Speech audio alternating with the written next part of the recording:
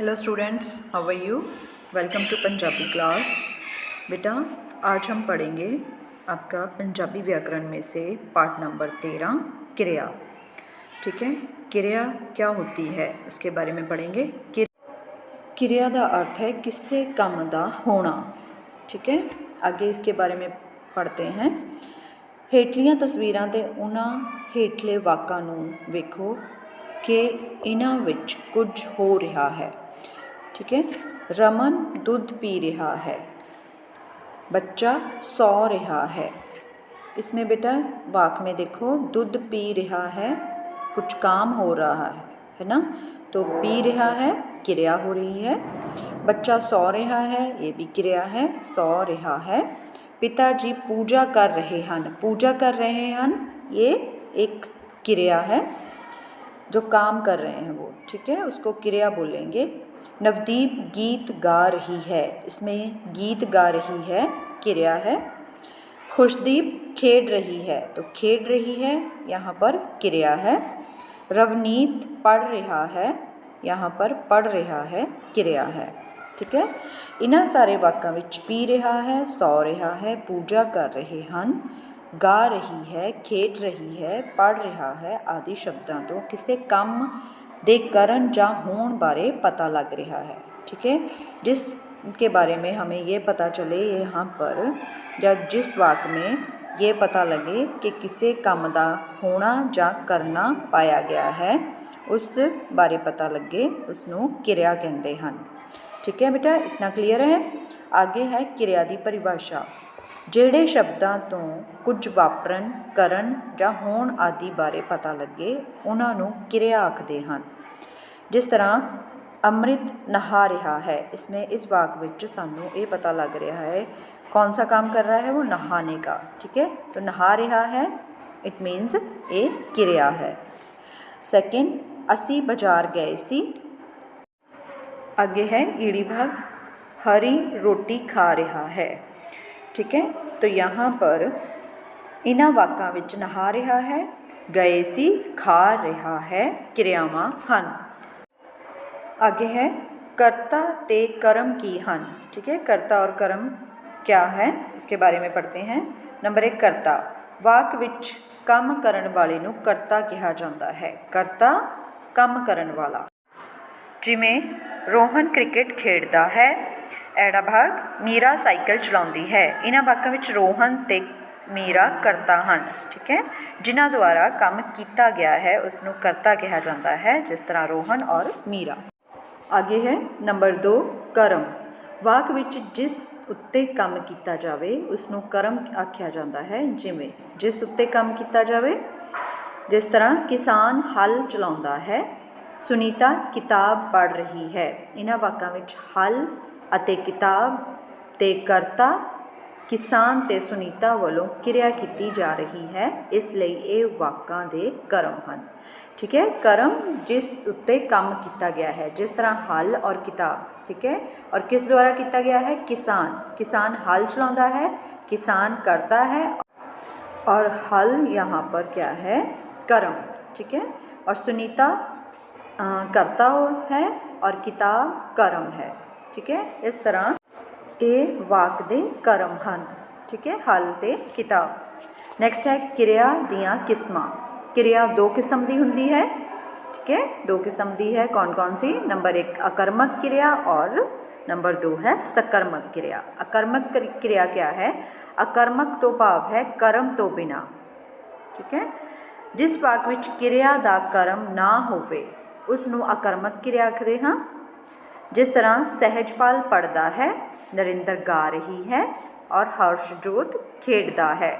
इन्हां वाकां विच पढ़ता है, खेडता है, गा रही है अकर्मक क्रियावां हन, क्योंकि इन्हां वाकां विच कर्म नहीं है। ठीक है, नेक्स्ट सेकेंड सकर्मक क्रिया। सकर्मक तो भाव है कर्म सहित। ठीक है, अकर्मक था कर्म तो बिना, और सकर्मक है कर्म सहित, कर्म दे नाल। ठीक है, इंज जिस वाक विच क्रिया का कर्म होवे उसनों सकर्मक क्रिया आखते हैं। क्रिया का कर्म होवे, जिस तरह सहजपाल कहानी पढ़ता है, नरिंदर गीत गा रही है और हर्षजोत हाकी खेडदा है। इन्हां वाकां विच क्रियावां पढ़दा है, खेडदा है, गा रही है, अपने कर्म, कहानी, हाकी अते गीत साहित हैं। ठीक है बेटा, यहाँ पर जो सकर्मक क्रिया है उसमें जो हमारा कर्म है, कर्म जैसे कहानी पढ़ता है, यहाँ पर प्रॉपर सेंटेंस है, प्रॉपर वाक लिखा हुआ है कि सहजपाल क्या कर रहा है, सहजपाल कहानी पढ़ता है, नरिंदर गीत गा रही है और हर्षजोत खेडदा है, तो इट मीन्स हाकी खेडदा है, कर्म साहित है। ठीक है, इसमें कहानी, हाकी और गीत जो है कर्म साहित हैं, इसलिए ये सकर्मक क्रिया हैं। और जो अकर्मक क्रिया है सिर्फ उन्होंने लिखा है सहजपाल पढ़ता है, इसमें ये नहीं बताया क्या पढ़ रहा है ना, की पढ़ता है, या हर्षजोत की खेडदा है और नरिंदर की गा रही है। ठीक है, तो इसका मतलब है अकर्मक क्रिया है जिस विच कर्म दा ना होना होवे या ना होवे, और सकर्मक क्रिया जिस विच कर्म है या कर्म साहित, जैसे बच्चा कहानी पढ़ता है, इसमें कहानी पढ़ता एक सकर्मक क्रिया है। इस वाक तो सानू सारा क्रिया और जो सकर्मक क्रिया के बारे में सारा पता चलता है।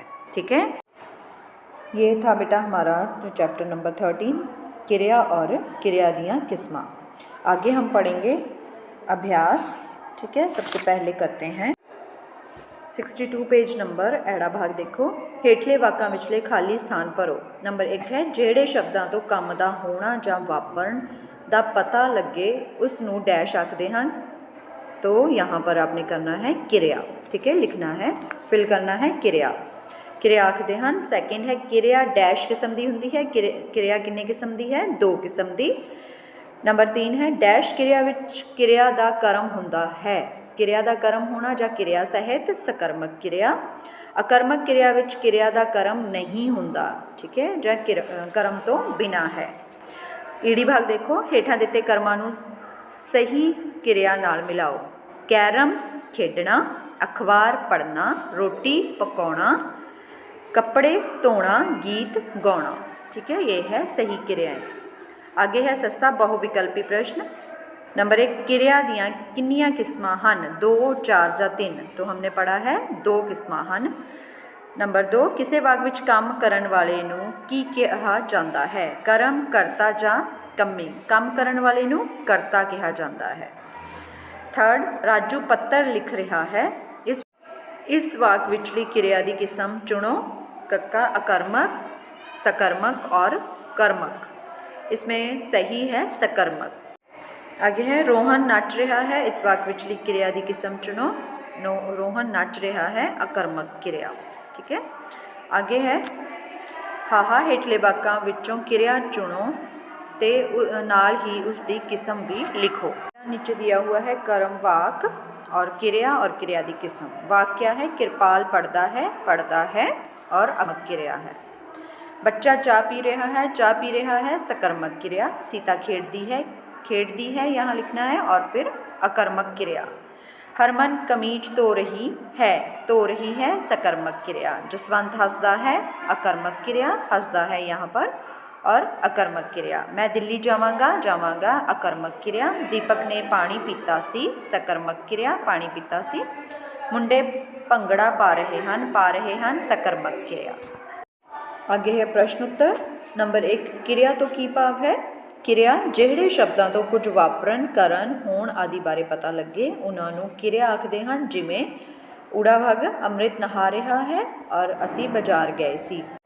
इन्हां वाकां विच नहा रहा है, गए सी क्रियावां हन। सैकेंड है करता ते कर्म की हुंदे हन। करता वाक विच काम करन वाले नूं करता आख्या जाता है, जिमें रोहन क्रिकेट खेडदा है, मीरा साइकिल चलाउंदी है। इन्हां वाकां विच रोहन ते मीरा करता हन। सैकेंड है कर्म वाक विच जिस उत्ते काम किया जाए उसनूं कर्म आख्या जाता है, जिमें किसान हल चलाउंदा है और सुनीता किताब पढ़ रही है। इन्हां वाकां विच हल ते किताब ते करता किसान ते सुनीता वालों क्रिया की जा रही है, इसलिए इन्हां वाकां दे कर्म हन हल ते किताब। नैक्सट है नंबर 3 क्रिया दियाँ किस्मां लिखो। नंबर 1 अकर्मक क्रिया और नंबर 2 है सकर्मक क्रिया। नंबर 4 है अकर्मक क्रिया तो की भाव है। अकर्मक क्रिया, अकर्मक तो भाव है कर्म तो बिना। ਜਿਸ ਵਾਕ ਵਿੱਚ ਕਿਰਿਆ ਦਾ ਕਰਮ ਨਾ ਹੋਵੇ ਉਸ ਨੂੰ ਆਕਰਮਕ ਕਿਰਿਆ ਆਖਦੇ ਹਨ। ਜਿਵੇਂ ਊੜਾ ਭਾਗ ਦੇਖੋ, ਹਰਮਨ ਪੜ੍ਹਦਾ ਹੈ, ਬੱਚਾ ਖੇਡਦਾ ਹੈ। ਇਹਨਾਂ ਵਾਕਾਂ ਵਿੱਚ ਪੜ੍ਹਦਾ ਹੈ, ਖੇਡਦਾ ਹੈ ਆਕਰਮਕ ਕਿਰਿਆਵਾਂ ਹਨ ਕਿਉਂਕਿ ਇਹਨਾਂ ਵਾਕਾਂ ਵਿੱਚ ਕਰਮ ਨਹੀਂ ਹੈ। ਸੈਕਿੰਡ ਹੈ ਸਕਰਮਕ ਕਿਰਿਆ। ਸਕਰਮਕ ਕਿਰਿਆ ਤੋਂ ਭਾਵ ਹੈ ਕਰਮ ਸਹਿਤ ਜਾਂ ਕਰਮ ਦੇ ਨਾਲ। ਇੰਜ ਜਿਸ ਵਾਕ ਵਿੱਚ ਕਿਰਿਆ ਦੇ ਕਰਮ ਹੋਵੇ ਉਸ ਨੂੰ ਸਕਰਮਕ ਕਿਰਿਆ ਆਖਦੇ ਹਨ। ਜਿਵੇਂ ਹਰਮਨ ਕਹਾਣੀ ਪੜ੍ਹਦਾ ਹੈ, ਬੱਚਾ ਹਾਕੀ ਖੇਡਦਾ ਹੈ। ਇਹਨਾਂ ਵਾਕਾਂ ਵਿੱਚ ਕਿਰਿਆਵਾਂ ਪੜ੍ਹਦਾ ਹੈ, ਖੇਡਦਾ ਹੈ ਆਪਣੇ ਕਰਮ ਕਹਾਣੀ ਅਤੇ ਹਾਕੀ सहित ਹਨ, ਇਸ ਲਈ ये सकर्मक क्रियावां ਹਨ। ठीक है बेटा, इसके साथ ही ये चैप्टर आपका कंप्लीट है। आपने अपनी बुक और नोटबुक पर नोट डाउन कर लेना है। ओके, टेक केयर बेटा।